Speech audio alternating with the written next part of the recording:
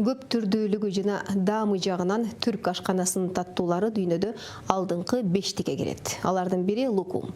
Мындай аталыштагы таттуунун тарыхы жүздөгөн жылдарга барып такалат. Байыркы кезде Осмон ордосунун эң көрүнүктүү таттуусу жана анын жазалышы тууралуу кененирээк кийинки сюжетте баяндалат.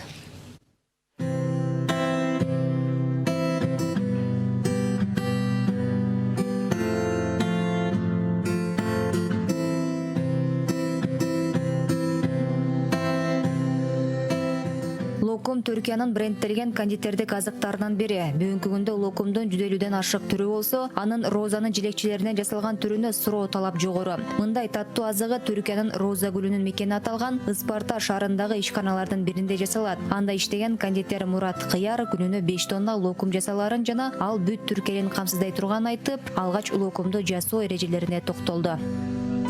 Şeker, nişasta ve suyun ana maddeleri.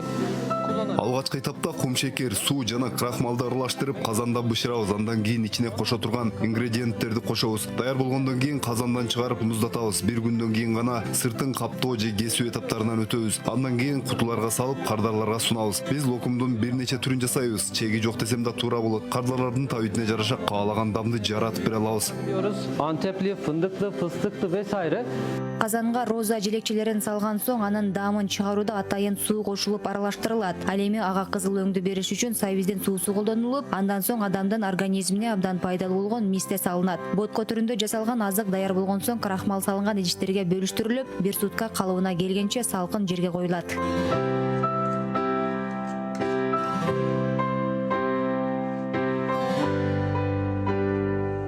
Bir сутка өткөн соң каттыган азыкка кан тупасын себелеп, розанын желекчелери менен ороп атайын бөлүкчөлөргө бөлүп чыгуу зарыл. Андан соң кардарлардын кабылысына жараша кутучаларга салынып, дүкөндөргө таратылат же буйрутма ээлерине жөнөтүлөт.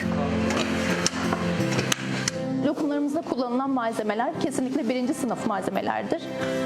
Локум үчүн эң таза жана табигый азыктарды колдонобуз. Жер жемиш болобу, мөмө жемиш болобу, өсүмдүк болобу сатып алаардан мурун сөзсүз түрдө анализден өткөрүлөт. Бул жагынан алганда бир гана жогорку сапаттагы ингредиенттер колдонулат. Ал эми локумга түз берүү үчүн табигый боек, тактап айтканда савиз суусун колдонобуз. Анан албетте санитардык эрежелер сөзсүз сакталат. Бет кап, кол капсыз иш кылуу мүмкүн эмес. Özdeş aromalar kullanıyoruz. Дасторкондун көркүн ачкан түрк десертинин пайда болуу тарыхы байыркы доорго барып такалат. 50 жылдан бери локум жасаган ишканада иштеп келе жаткан Кенан Йылдырым таттуунун аты ар кайсы коомдо өзгөрүп отуруп, 17-18 кылымдарда Рахат локум деген ат менен Осмон ордосунун эң көрүнүктүү таттууларынын бирине айланганын айтат. Убакыттын өтүшү менен жасоо ыкмасы, курамы, өндүрүш технологиясы да өзгөргөн.